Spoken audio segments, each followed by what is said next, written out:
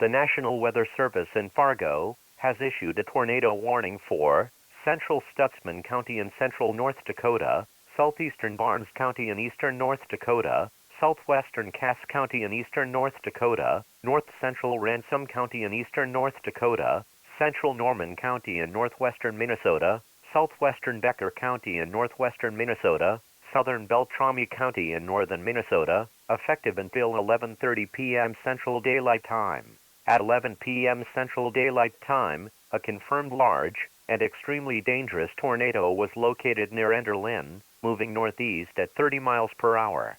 This is a tornado emergency for Enderlin. Take cover now. This is a particularly dangerous situation. Hazard, damaging tornado. Source, radar confirmed tornado.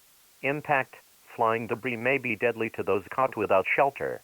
Considerable damage to homes, businesses, and vehicles is likely, and complete destruction is possible.